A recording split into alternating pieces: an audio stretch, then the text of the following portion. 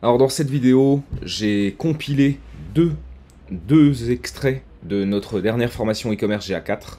Une première vidéo qui va nous donner une vue d'ensemble sur quelles sont les différentes étapes d'une prestation d'implémentation e-commerce GA4, premièrement. Et une deuxième vidéo que je mets à la suite qui va expliquer en détail comment on va qualifier une demande quand on reçoit une demande d'un prospect qui a besoin d'implémenter GA4 sur son site e-commerce. Comment est-ce qu'on va le qualifier? Quelles vont être les questions importantes à lui poser pour être capable ensuite de lui faire une offre spécifique pour pouvoir répondre à son besoin. Alors, avant de continuer et d'aller dans la technique, dans la mise en place concrète, étape par étape, de comment on va mettre en place ce suivi du e-commerce par l'intermédiaire de GTM, de GA4, je voudrais faire juste une toute petite parenthèse.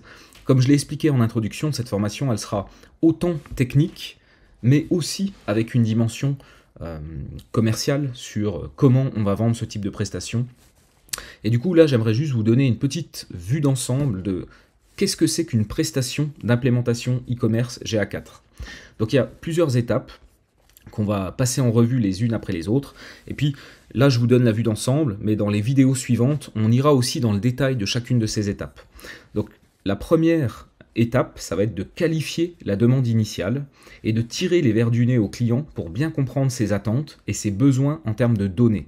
C'est ce qu'on appelle du reverse engineering, c'est-à-dire que on va essayer de comprendre ce à quoi il veut aboutir, on va comprendre par logique inversée du coup ce qu'il faut traquer. On en profitera aussi pour demander s'il faut prévoir quelque chose autre que l'analytics, par exemple Google Ads, les réseaux sociaux, et on demandera aussi s'il faut être compliant RGPD, ce qui pourrait impliquer de mettre en place du consent mode, du server-side, une liaison avec une CMP, vous savez, les bannières cookies. Donc finalement, la plupart du temps, ce qu'on se rend compte, c'est que les clients nous disent, voilà, j'ai un site e-commerce, je veux mettre en place GA4 sur ce site, mais dans le fond, ils y connaissent rien et ils savent pas vraiment ce qu'ils veulent, et ça va être vraiment à nous de qualifier cette demande, de savoir poser les bonnes questions, de bien comprendre qu'est-ce que le client il veut faire avec ses données une fois que tout sera implémenté, quels sont ses besoins en dashboard, et sur la base de ça, et en faisant de la logique inversée, on va être capable de savoir exactement les choses qu'il va falloir mettre en place à traquer sur son site. Donc ça, c'est vraiment la première étape. On reçoit la demande, il va falloir prendre contact avec le client, qualifier cette demande, lui tirer les vers du nez, lui poser les bonnes questions, et grâce à ça, on va être capable de pouvoir proposer une offre qui est donc l'étape suivante.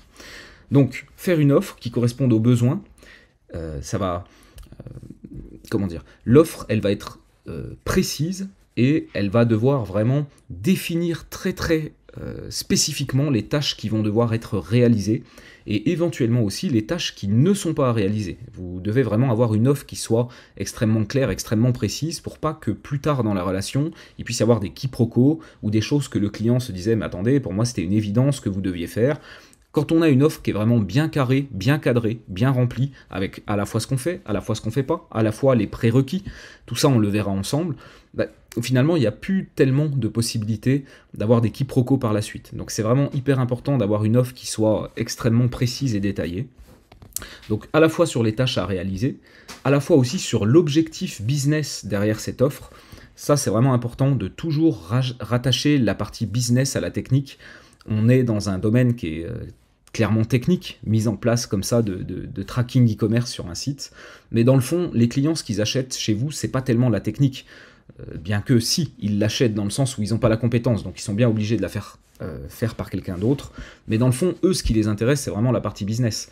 Et finalement, la mise en place technique d'un suivi e-commerce GA4, c'est pas tellement ça qu'ils veulent acheter. Eux, ce qu'ils veulent acheter, c'est un moyen facile et rapide de pouvoir comprendre qu'est-ce qui se passe sur le site, de pouvoir améliorer leur taux de conversion, de pouvoir augmenter la rentabilité de leur e-commerce. Dans le fond, c'est ça qu'ils viennent chercher. Et ça, c'est du business, c'est pas de la technique. Donc, oui, vous devez être technique, oui, vous devez être précis dans votre offre et expliquer comment techniquement vous allez mettre les choses en place, mais attention de toujours rattacher ça au business, parce que c'est la partie business qui fait vendre votre offre, c'est pas tellement la partie technique. D'autant que, encore une fois, comme je l'expliquais, dans 95% des cas, les clients ils n'y connaissent rien, ils sont complètement perdus si on commence à leur parler trop technique. Et puis l'offre, elle va devoir aussi être précise sur les conditions de paiement, sur votre responsabilité en tant que sous-traitant. Et là, notamment, je fais référence au fait que qu'est-ce qui se passe si un client vous demande de mettre en place un suivi du e-commerce GA4 sur son site web et qui vous dit qu'il n'a pas envie d'être compliant RGPD? Le RGPD est une réglementation qui est censée s'appliquer à toutes les entreprises et vous pourriez voir votre responsabilité légale engagée parce que vous agissez en tant que sous-traitant, et donc en tant que sous-traitant, vous avez aussi des obligations d'un point de vue RGPD, et nous, on a créé un document, on a créé ça avec une DPO certifiée RGPD, avec une avocate, qui nous décharge d'une responsabilité légale si on venait à implémenter des tracking e-commerce qui ne sont pas compliants au niveau RGPD. Ce qu'il faut bien comprendre, c'est que en faisant ce travail, en mettant en place un tracking RGPD, un tracking GA4 pardon, sur le site de vos clients, vous avez une responsabilité légale dans le respect du RGPD. Donc si le client fait le choix de ne pas aller sur du RGPD, c'est OK, en tout cas pour ma part ça l'est, mais par contre je vais lui faire signer un document de décharge.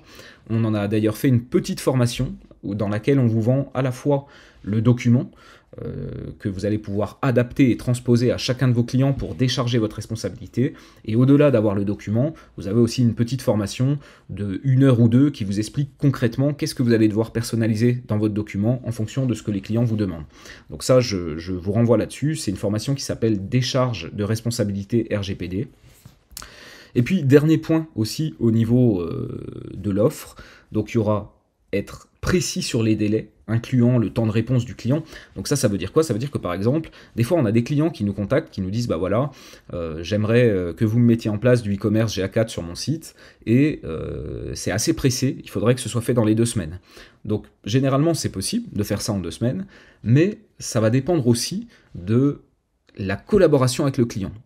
Admettons par exemple que ce soit un client qui soit sur un site e-commerce qui n'est pas un CMS, et donc qu'il faille faire une documentation de data layer, qu'ensuite le développeur de ce client implémente les data layers sur le site.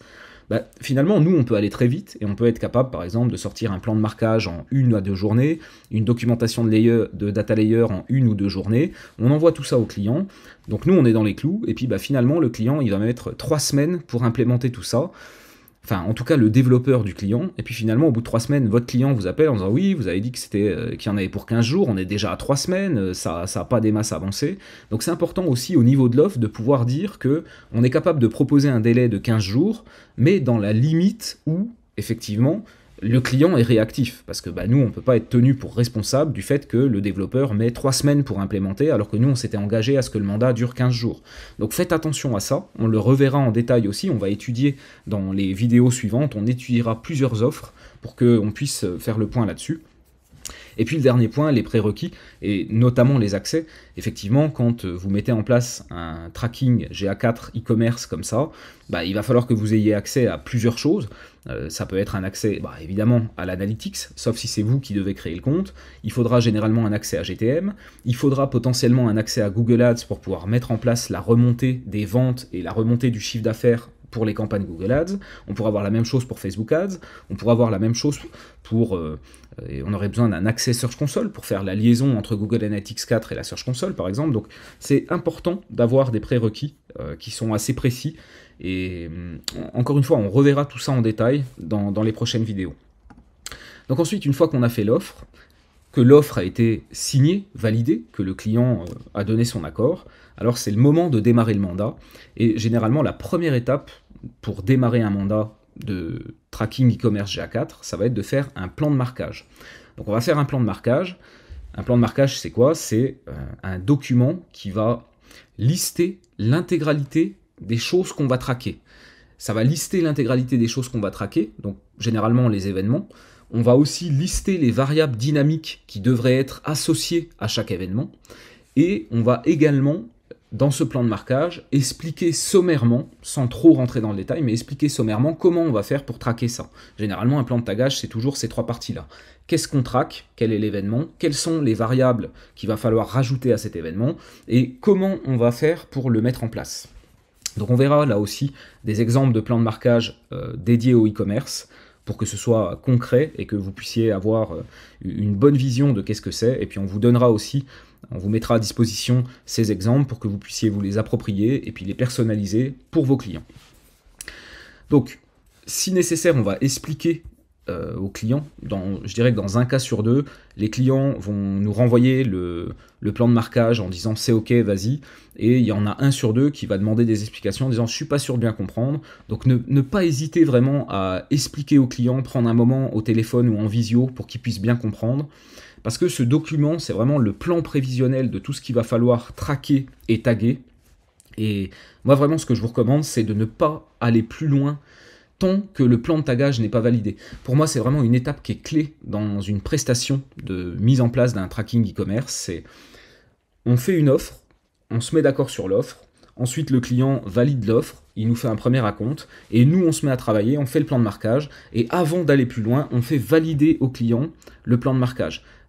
Il y a même certains clients sur lesquels je me dis, oh, lui potentiellement il pourrait être un peu chiant, je vais lui faire signer le plan de marquage avec un bon pour accord, et comme ça, une fois que cette phase-là elle est faite, que le client a signé le plan de marquage et l'a validé, alors à ce moment-là, c'est une étape où on ne va plus pouvoir revenir en arrière. Si plus tard le client vous dit oui, j'aurais bien voulu rajouter des trackings, etc., on va pouvoir lui dire alors oui, c'est possible, il n'y a pas de problème, mais par contre, je vais te faire un devis supplémentaire, ça ne va pas être intégré dans ce devis-là, parce que ce devis-là, il était très cadré, on a validé le plan de marquage ensemble, tu l'as signé, et donc là, sur cette partie-là, on modifie plus rien. Par contre, il n'y a pas de problème, je peux tout à fait te prévoir un second plan de marquage qui va venir enrichir le premier, et pour ça je vais te faire un deuxième devis, d'accord? C'est vraiment important de bien cadrer pour pas se laisser déborder par les demandes des clients qui pourraient au fil des jours se dire ah tiens ça aussi il faudrait le traquer, etc. Vous voyez, on veut que ce soit cadré et on veut qu'il n'y ait pas de débordement.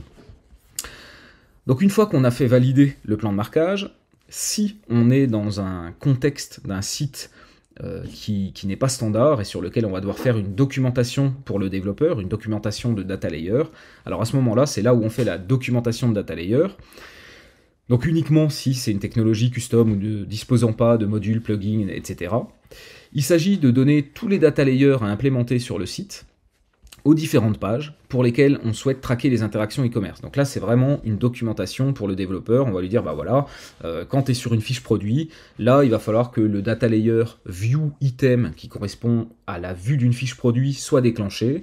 Au moment où la personne va ajouter sur le bouton pour ajouter au panier, là, il faut déclencher un data layer de type add to cart avec telle variable, telle variable, telle variable. Donc vous voyez, la documentation de data layer, elle va vraiment définir les data layers qui vont devoir être déclenchés, qu'est-ce qu'il va y avoir dedans et à quel moment il va falloir les déclencher. Donc ça, ce document, on le fait à destination du développeur. Une fois que ce document est fait, on l'envoie au développeur. Là, dans la plupart des cas, c'est pareil, le développeur va nous dire « Ok, j'ai quelques questions, je suis pas sûr d'avoir bien compris. » Donc là, c'est hyper important aussi de prendre le temps avec le développeur du client pour être sûr qu'il n'y a pas de doute dans sa tête, qu'il a bien compris ce qui est attendu de lui, les formats, etc.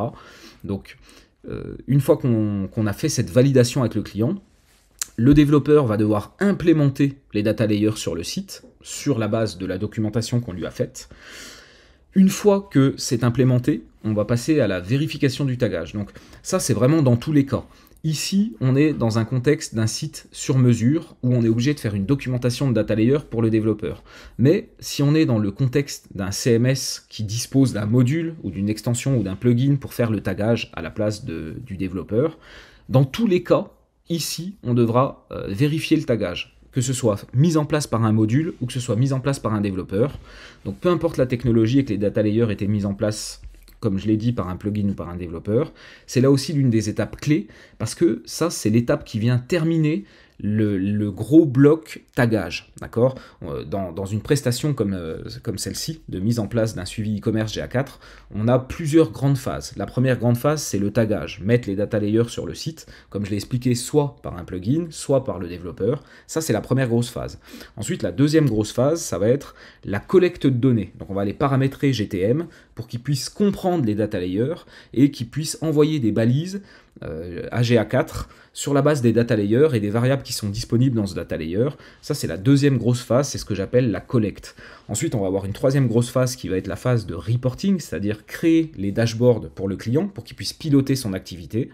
Et enfin, on pourrait avoir une quatrième phase qui serait la mise en action, c'est-à-dire accompagner le client sur le fait qu'il sache exploiter ses données correctement et qu'il sache en faire quelque chose. Dit autrement, ce quelque chose, c'est généralement la mise en place d'A/B tests en vue de progresser, de faire monter le taux de conversion du site web.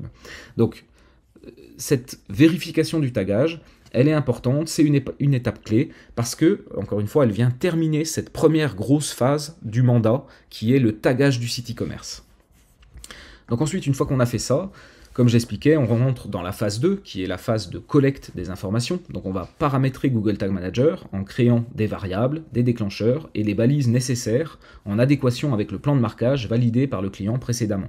Donc effectivement, c'est dans cette phase-là où on va aller dans Google Tag Manager, on va créer nos balises d'événements GA4 qui se déclencheront sur nos événements de data layer, comme on l'a vu précédemment. On va voir ça de manière très concrète, on ira dans l'interface, on va paramétrer toutes ces choses-là dans les vidéos qui viennent, ne vous inquiétez pas. Là, on est encore un peu dans la théorie pour bien comprendre les processus, les causes et les conséquences de tout ce qu'on va faire. Donc une fois qu'on a créé les variables, les déclencheurs, les balises en adéquation avec le plan de marquage, on va créer et setuper le compte GA4 selon les meilleures pratiques et selon les choix du client en termes de RGPD notamment. Ça va déterminer pas mal de choses. Si le client veut respecter le RGPD par exemple, on ne va pas pouvoir associer d'autres comptes à GA4. On ne va pas pouvoir non plus, ou alors dans une certaine mesure, faire de suivi cross-domain, parce que d'un point de vue RGPD, c'est pas quelque chose qui est recommandé. Au niveau de la conservation des données, on n'aura pas forcément les mêmes paramètres si le client veut respecter le RGPD que s'il s'en fout. Voyez, donc la configuration du compte GA4 va vraiment dépendre du brief donné par le client et justement, d'où l'importance encore une fois, au niveau de la qualification au tout début, de savoir poser les bonnes questions et d'être vraiment très au clair sur qu'est-ce que veut le client. Donc une fois qu'on a mis en place le setup dans GTM et qu'on a paramétré le compte GA4 et qu'on a fait remonter les données, on a nos balises qui se déclenchent, donc les données sont envoyées vers GA4 dans le compte qu'on a bien paramétré. Là on va venir vérifier la collecte des données, donc c'est un petit peu comme ce que j'expliquais dans la phase précédente où on vérifie le tagage du site. Là on va venir vérifier la collecte des données, on va vérifier que dans GA4 il y a tout qui remonte correctement, qu'on a bien les informations nécessaires, les événements, les variables, etc. Et dans cette phase, on va... Donc, c'est comme ce qu'on disait précédemment, ça va marquer la fin de la phase numéro 2, c'est-à-dire la phase de collecte des données. On va venir vérifier que tout remonte bien comme il faut, et une fois qu'on a vérifié ça et que tout est bon, on sait qu'on peut terminer, on a entériné cette seconde phase qui est vraiment la collecte des données. Première phase, le tagage, deuxième phase, la collecte, et on va pouvoir passer sur la phase numéro 3, qui va plutôt être dédiée au reporting. Donc, création des rapports personnalisés, spécifiques au e-commerce et éventuellement spécifiques à l'activité du client s'il a demandé d'ajouter des données non standards. L'objectif ici est de donner au client les moyens d'analyser ces données facilement et de pouvoir les rendre actionnables.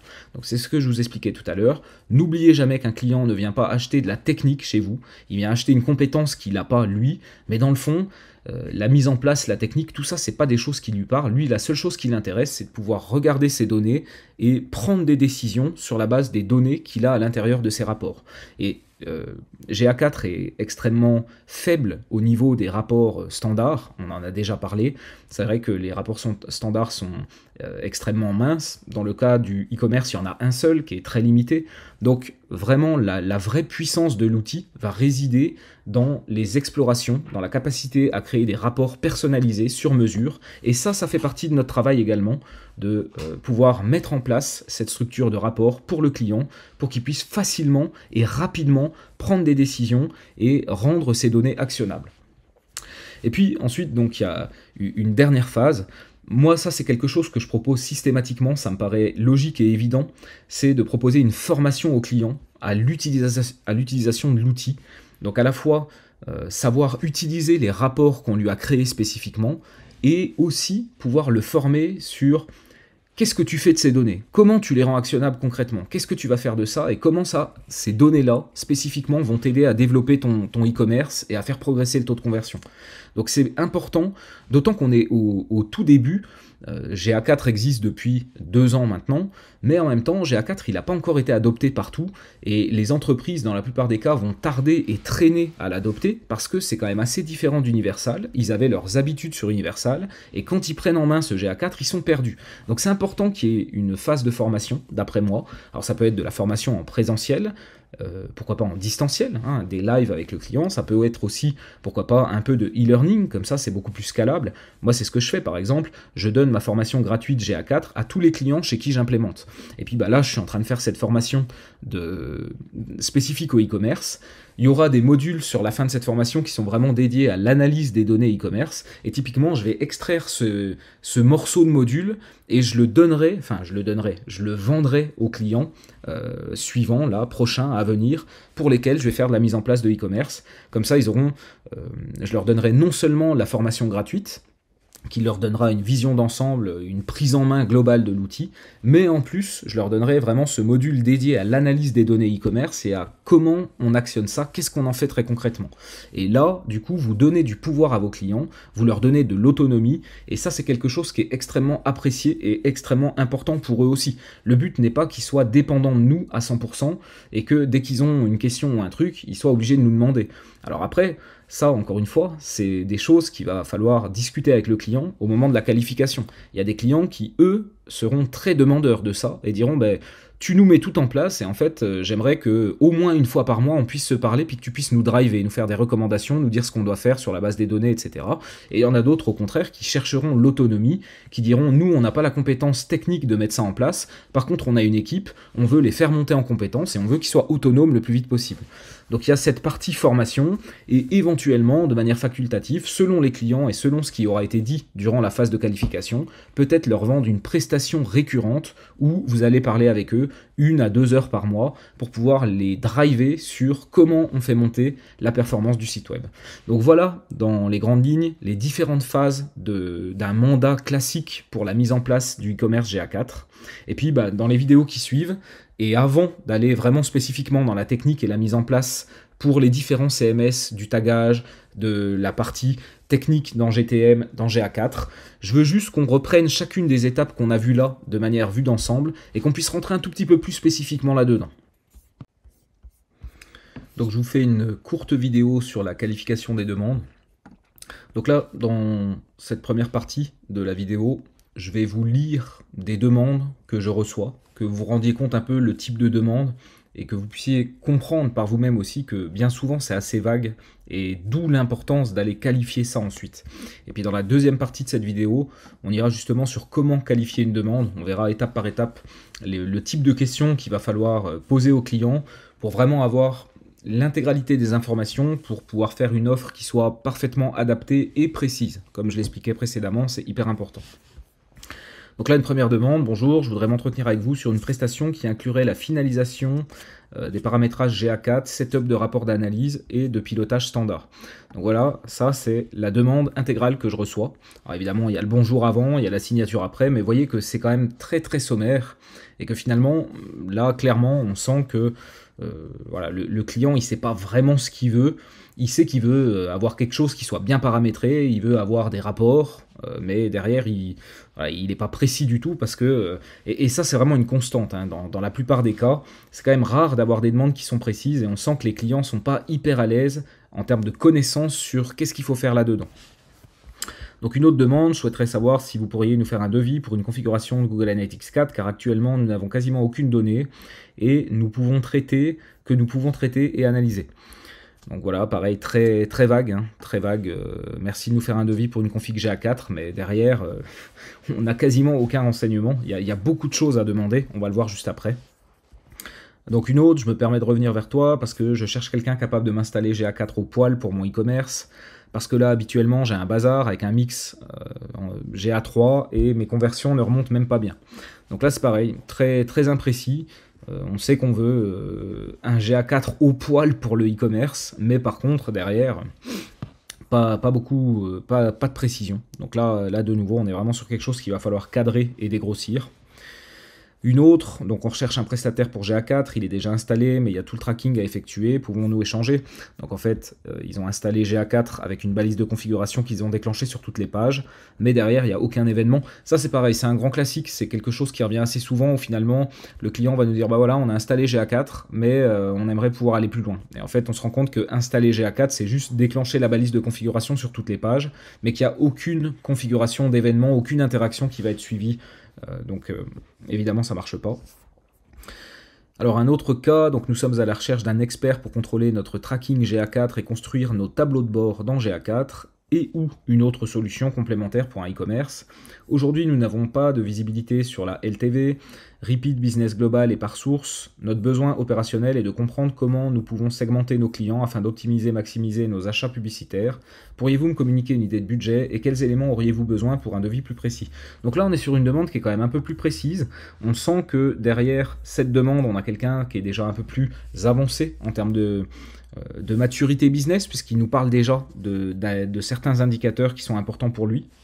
Et puis on sent aussi que, quelque part, c'est quelqu'un qui a déjà une connaissance un peu plus avancée que sur les demandes précédentes. Donc voilà une demande qui est un peu plus complète. Je vous en redonne deux, puis on termine là-dessus. Donc je me permets de vous contacter parce qu'on recherche un prestataire pour faire l'audit de la connexion de notre site internet à Google Analytics et Google Tag Manager afin de passer à GA4. On aimerait connaître vos tarifs pour cette analyse et intervenir sur la mise en conformité si besoin et d'autres travaux potentiels pour améliorer la performance de notre site internet. Donc là c'est pareil, on est sur une demande qui est assez vague et il y a tout à qualifier là encore. Et vous voyez là j'ai pris vraiment les quelques demandes que j'ai eues ces derniers jours, semaines, et on voit quand même, hein, ça confirme ce que je vous disais précédemment, c'est que dans l'ensemble, les demandes de mise en place de tracking, elles sont quand même assez vagues. Il y a vraiment un gros travail derrière pour pouvoir les dégrossir. Allez, la dernière pour l'exemple, donc je vous contacte parce qu'on rencontre des problèmes sur le tagage de GA4. On a bien mis en place tout le balisage nécessaire sur GTM, mais les conversions ne remontent pas. Nous rencontrons ce problème depuis quelques mois, quand nous sommes passés de GA à GA4, mais on n'arrive pas à retrouver d'où vient le problème ni à le résoudre.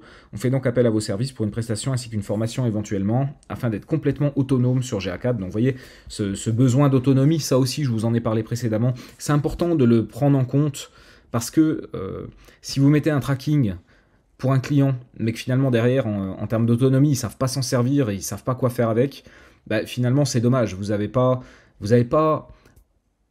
rempli le besoin complet du client. Le besoin exprimé, c'est on veut une prestation technique pour mettre en place le tracking de GA4 sur notre site, mais le besoin business non exprimé, c'est on a besoin de faire progresser notre site internet pour gagner en rentabilité sur notre acquisition et notre activité. Et donc si vous mettez la partie technique mais qu'il n'y a pas la partie business, vous passez à côté du vrai besoin de votre client. Ça c'est hyper important. Donc on fait appel à vos services pour une prestation, formation. Nous ne disposons pas de service marketing, nous sommes une toute petite structure. Je m'occupe moi-même avec le gérant de l'entreprise de la gestion de la partie web, avec l'aide de quelques prestataires en référencement, en gestion informatique. Merci pour votre retour. Donc vous voyez, ça c'est des questions aussi qui sont importantes. C'est quoi la structure finalement de l'entreprise qui fait cette demande? Est-ce qu'ils ont un service marketing ou pas? S'ils ont un service marketing, vous n'allez pas leur proposer la même chose que s'ils n'en ont pas. Vous voyez, là sur une entreprise qui n'a pas de service marketing et qui n'a pas le temps de s'occuper de ça, là ça vaut clairement la peine de pouvoir proposer une prestation pour exploiter ces données. Parce que là, la personne, tel ce qu'elle me dit là, a priori, elle n'y connaît rien et c'est pas elle qui va être capable de faire ça. A contrario, si elle m'avait dit on a un service marketing, on a 3 personnes, là je me dirais ok, bah finalement, à ces personnes-là, peut-être que ce qu'il faut que je leur vende, c'est de la formation en priorité pour qu'ils puissent monter en autonomie. Et puis bah, éventuellement, si je sens que la formation, c'est pas forcément ce qu'ils ont envie, qu'ils n'ont pas le temps, etc., alors à ce moment-là, je pourrais proposer de la prestation.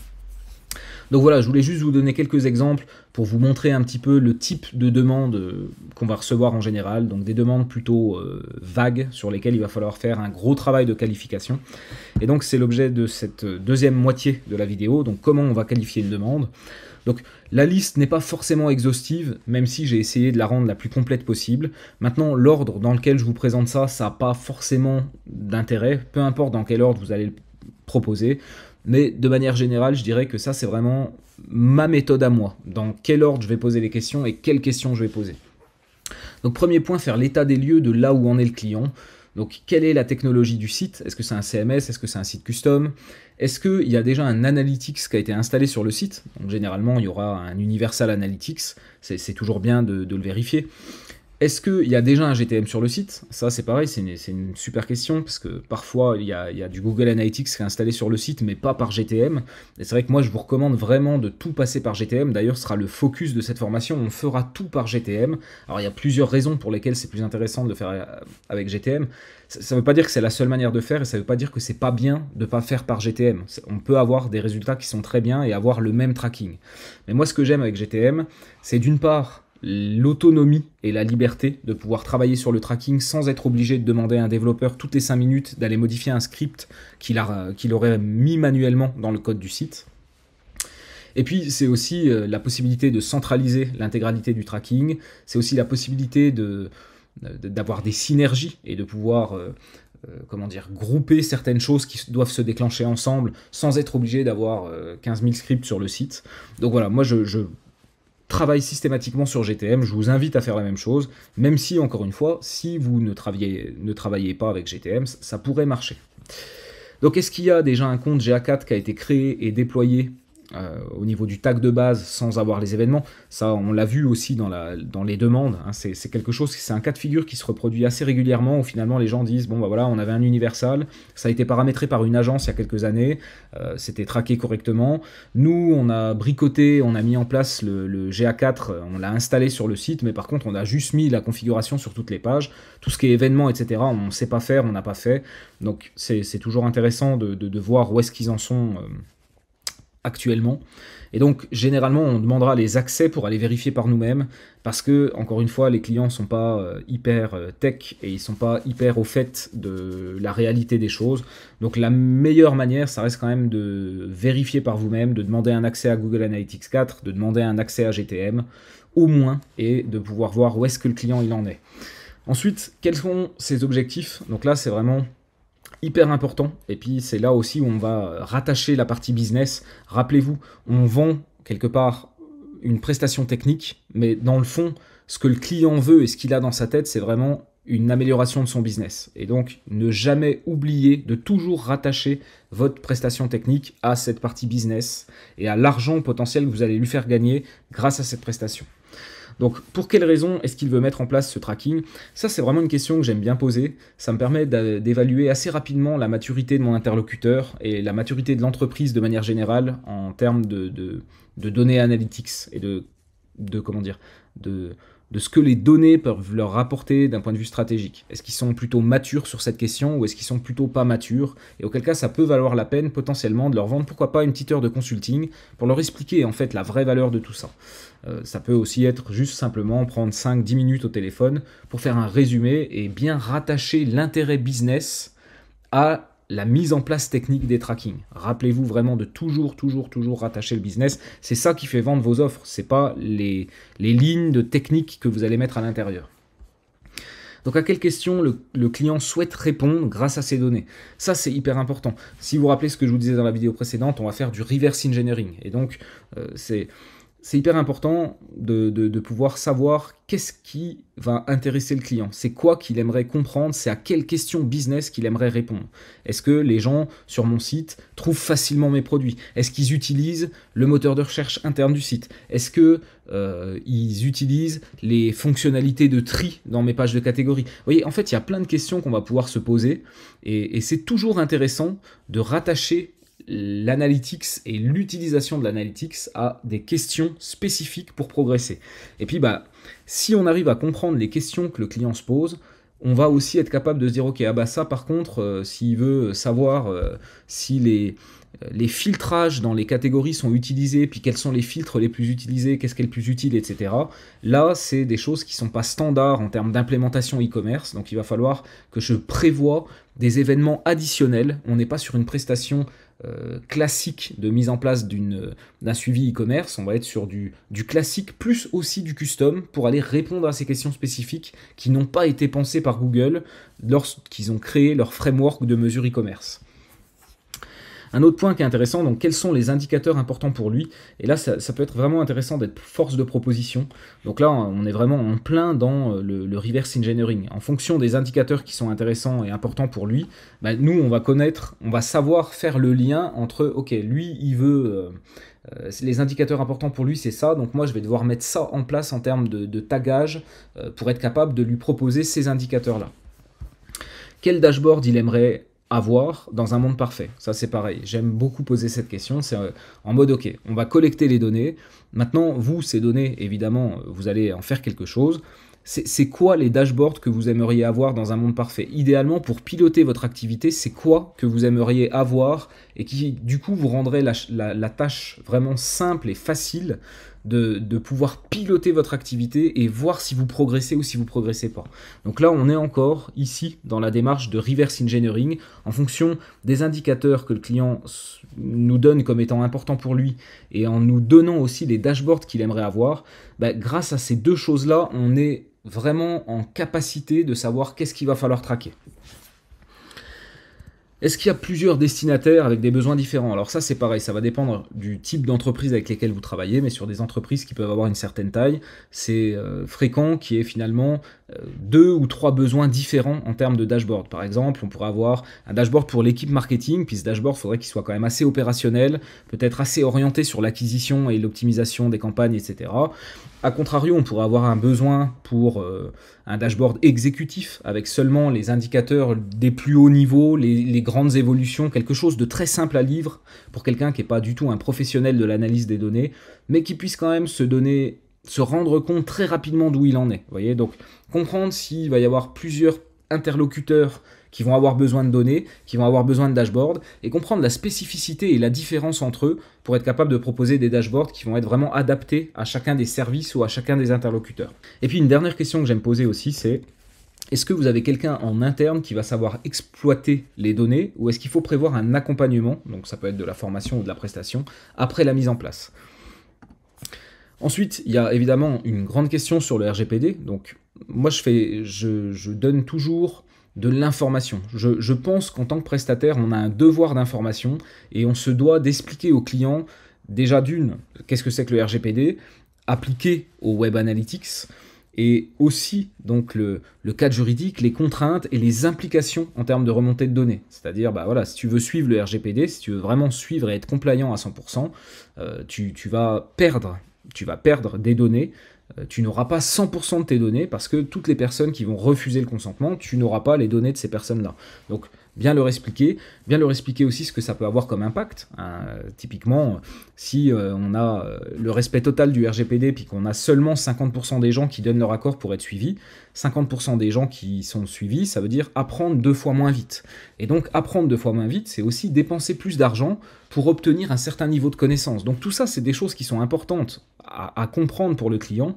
Et finalement, c'est important qu'il puisse avoir une vision globale. Le RGPD, tu es censé le respecter, c'est telle contrainte, telle contrainte, telle contrainte, telle contrainte, mais c'est aussi tel surcoût, tel surcoût, tel surcoût. Maintenant, tu as aussi la possibilité de ne pas suivre le RGPD. Si tu ne le suis pas, le risque c'est ça, ça, ça, ça. Mais par contre, si tu prends ce risque-là, l'avantage, c'est que tu as tel bénéfice, tel bénéfice, tel bénéfice. Par exemple, là, tu auras 100% des données.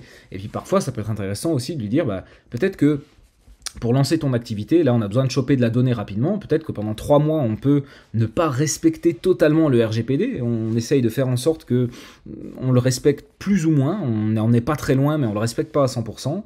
Et puis, dans 3 mois, une fois qu'on a appris déjà pas mal de choses, pour réduire le risque lié à un contrôle de la CNIL ou des choses comme ça, on se donne 3 mois et dans 3 mois, on respecte le RGPD à 100%, voilà, par exemple.